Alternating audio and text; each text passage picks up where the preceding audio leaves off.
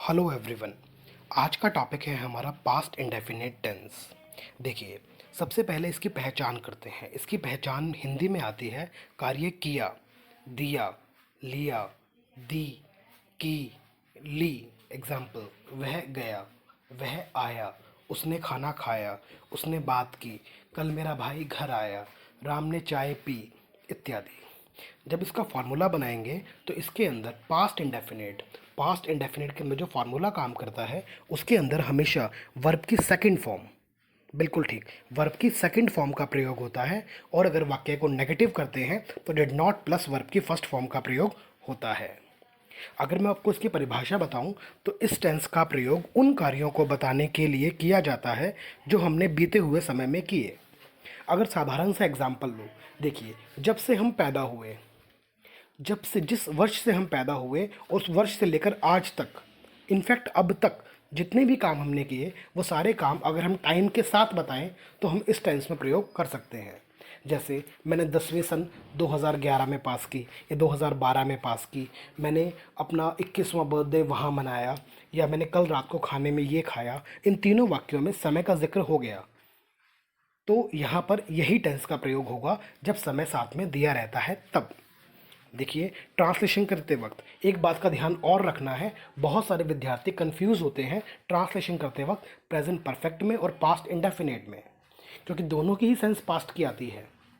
तो अगर ट्रांसलेशन के पॉइंट ऑफ व्यू से बताऊं तो ध्यान से देखिएगा। एग्जाम्पल दिया है मैंने, उसने खाना खाया, पास्ट इंडेफिनिट, उसने खाना खाया है, प्रेजेंट परफेक्ट। सेंस दोनों की सेम है, लेकिन अगर आप ध्यान से समझो ट्रांसलेशन के पॉइंट ऑफ व्यू से, जैसे ही है वर्ड वहाँ जुड़ जाता है तो वो सेंटेंस प्रेजेंट परफेक्ट में चला जाता है, खाना खा चुका है की सेंस दे देता है।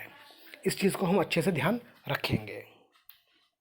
देखिए, उसने खाना खाया, पास्ट इंडेफिनिट, उसने खाना खाया है, प्रेजेंट परफेक्ट। अब क्योंकि हम बात कर रहे हैं पास्ट इंडेफिनिट की, तो सबसे पहला सेंटेंस आता है affirmative.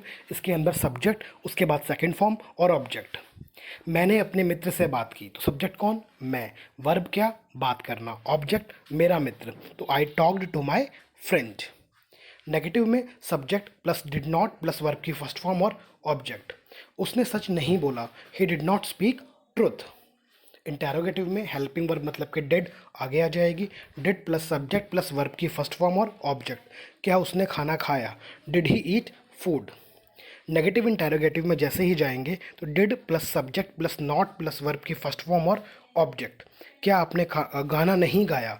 Did you not sing a song. इस तरह अफर्मेटिव, नेगेटिव, इंटेरोगेटिव और नेगेटिव इंटेरोगेटिव चारों को कन्वर्ट किया जा सकता है, चारों की ट्रांसलेशन बनाई जा सकती है। डब्ल्यू एच इंटेरोगेटिव, देखिए डब्ल्यू एच सबसे पहले डब्ल्यू एच आ जाएगा, उसके बाद डेड, फिर सब्जेक्ट, फिर वर्ब की फर्स्ट फॉर्म और ऑब्जेक्ट। वह कल कहाँ गया? वेयर सबसे पहले आ गया।